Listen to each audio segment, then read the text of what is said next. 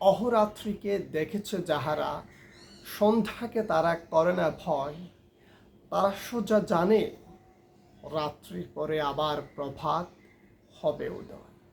কথা বলছিলাম বাংলাদেশের জাতীয় কবি, বাংলা সাহিত্যের প্রথম রাজনৈতিক সচেতন কবি, আমাদের জাতিসত্তার কবি, বিদ্রোহী কবি কাজী নজরুল ইসলামের বিখ্যাত ফণীমনসা কাব্যের মুক্তিকাম কবিতার দুটি চরণ।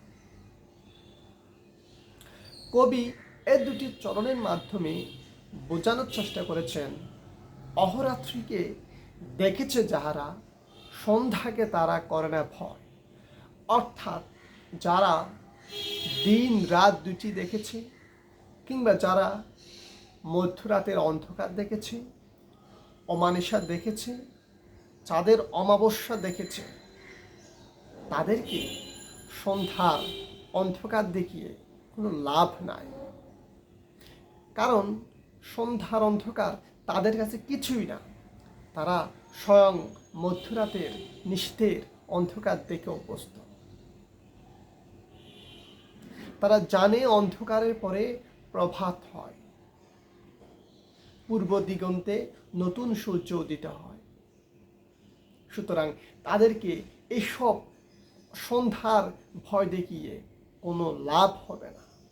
অর্থাৎ কবি মুক্তিকাম কবিতায় কবি এই চরণের মাধ্যমে বোঝানোর চেষ্টা করেছেন যে একটা জাতি, একটা মুক্তি প্রত্যাশিত একটা জাতিকে কখনো ষড়যন্ত্রের মাধ্যমে দমিয়ে রাখা যাবে না। দেখুন, খুব সংকটময় অবস্থার মধ্য দিয়ে বাংলাদেশ যাচ্ছে। দীর্ঘ 16 বছর ধরে ফ্যাসিস্টের যে আধিপত্য, আগ্রাসন, সেই আগ্রাসনের মধ্য দিয়ে বাংলাদেশের সমস্ত প্রতিষ্ঠান, বাংলাদেশের প্রশাসনিক প্রতিষ্ঠান, সাংবিধানিক প্রতিষ্ঠান, রাষ্ট্রীয় যে স্বায়ত্তশাসিত প্রতিষ্ঠান, বলতে গেলে রাষ্ট্রের প্রতিটি সেক্টর একটি গণ্ডির মধ্যে, একটি দলীয় দাসত্বের মধ্যে এই ফ্যাসিস্ট সেটিকে দমন নিপীড়নের মাধ্যমে আবদ্ধ করে রেখেছে। বলতে গেলে যে ছাত্র জনতার অভ্যুত্থানের মধ্য দিয়ে নতুন যে বাংলাদেশের নবযাত্রার সূচনা হয়েছে, সেই সূচনাটা একটা যুদ্ধ বিধ্বস্ত দেশের মতো একটা অবস্থার মধ্য দিয়ে এই যাত্রাটা হয়েছে। কাজেই যে একটি রাষ্ট্রকে, একটি সমাজকে নতুনভাবে নির্মাণ করতে গেলে, নতুনভাবে সব কিছুকে আবার স্বাভাবিক করতে গেলে একটু সময়ের দরকার। কারণ আপনারা জানেন, দেশি বিদেশি ষড়যন্ত্রের মাধ্যমে বর্তমান আমাদের দেশের জন্য সবচেয়ে এই ষড়যন্ত্রগুলো প্রতিবন্ধকতা, চ্যালেঞ্জিং হিসেবে দাঁড়িয়েছে। যারা এই ষড়যন্ত্রগুলো করতেছেন, এগুলো করে বাঙালি জাতিকে কখনো দমিয়ে রাখা যাবে না। কারণ এই জাতি ব্রিটিশ আমল থেকে অন্ধকার দেখে এসেছে, আর এগুলো তো অভ্যস্ত, আলো আধারের অভ্যস্ত। এদেরকে কোনোভাবেই দমিয়ে রাখা যাবে না। এদেশের ছাত্র জনতা, এদেশের জনসাধারণ কারো কাছে কখনো মাথা নিচু করে নাই, করবেও না।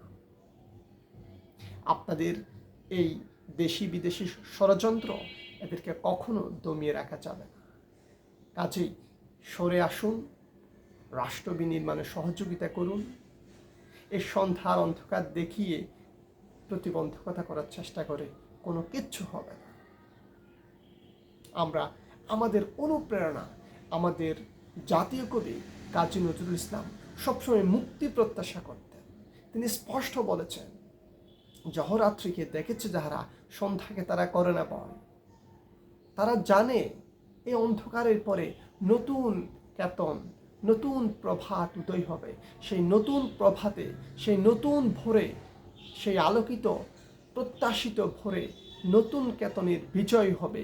সেই বিজয় হয়েছে, এবং সেই বিজয়কে অর্থবহ করার জন্য রাষ্ট্রের সর্বসাধারণ থেকে শুরু করে সরকার পর্যন্ত সবার যে অক্লান্ত পরিশ্রম এবং প্রচেষ্টা, সেটির ধারা অব্যাহত আছে এবং থাকবে। কাজেই আমাদের দেশি এবং বিদেশি এসব কিছুর ইন্ধনের মাধ্যমে অভ্যন্তরীণ কিংবা আন্তর্জাতিক যে ষড়যন্ত্র এগুলো বন্ধ করুন। আমরা কখনো হতাশ হই না, আমরা অমানিসার অন্ধকার দেখে অভ্যস্ত, কাজেই আমরা পূর্ণিমার আলোর প্রত্যাশায় আছি এবং প্রকৃতির নিয়ম পূর্ণিমা উদিত হবে। পূর্ণিমার যে সৌন্দর্য, আলো, সেগুলোর অপেক্ষায় আমরা আছি।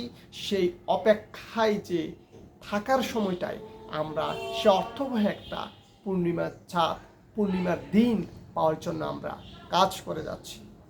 নিজ নিজ অবস্থান থেকে সচেতন থাকুন। রাষ্ট্রীয় সর্ব কাজের ক্ষেত্রে নিজের অবস্থান থেকে সহযোগিতা করুন। ধন্যবাদ সবাইকে।